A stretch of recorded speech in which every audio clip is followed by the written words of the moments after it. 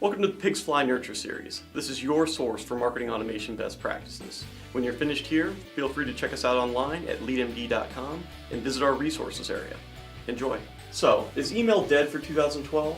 What is the role in revenue performance management of a classic marketing tool? I was asked the other day my outlook regarding email and its role in B2B marketing for 2012. For years now, marketers have been relying on email both to generate interest with prospects and maintain that interest over time. When I first started incorporating email into our marketing mix, I was working at a sizable computer software company in 2001, and email was just in its infancy.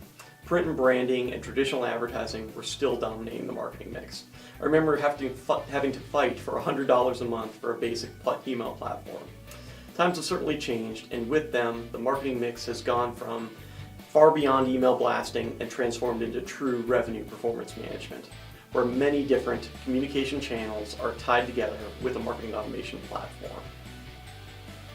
The war for the inbox is typically what marketers describe as the diminishing return around email blasting, where a cold prospect is normally engaged by sending them marketing messaging through email, where there's often a loose opt-in definition. They've purchased that list, they've procured it from a partner, or they've rented it through a service. Ultimately, that data is just incredibly old and unengaged, and they're using email to try and stimulate interest. Regardless, sending any type of cold communication is ultimately dying. For me, the question is less about email's validity and more about communication preferences in general. As marketers, we know our customer is online and looking for us. Because that's the case, we have to meet them there and establish a relationship before sending them to the inbox.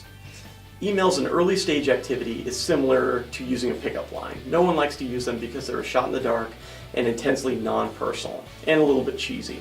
However, when we get a referral from a friend or a wingman, we definitely have a different type of conversation. We present them with compelling content, determine who they are and what they want to tell us, and then ultimately respond by continuing that conversation with relevant messaging and additional content.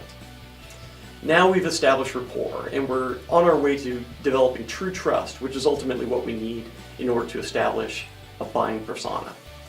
The challenge that marketers are facing is that they insert midstream activity expecting endgame results. You wouldn't entice a sales rep to simply send proposals before that step in the sales cycle. You just wouldn't do it. The same goes for email communication. Email is still an incredibly relevant channel for communication after the buyer has told us that they want to continue consuming information from us. That requires we start at the beginning. Free of shortcuts, we need to define messages that are relevant to the buyer and meet them where they gather. This is a great opportunity for social media to play its part in this equation. If we can make great relevant information available when it's consumed, we can give our buyer the option to continue that conversation. Email is a great lead nurturing tool, and mail that stays in the inbox for as long as it needs to is a great way to let the buyer consume information on their schedule. We give them the opportunity to control frequency and subject matter, and with this approach, email and more traditional channels will continue to stay alive and effective. Ultimately, 2012 will be filled with quality, not quantity. Marketers who realize that early will save themselves from a difficult lesson to come around the inbox. Thanks for joining us, and feel free to check out our other Pigs Fly Nurture series videos. When you're ready for more, visit us online at leadmd.com and click on our resources area.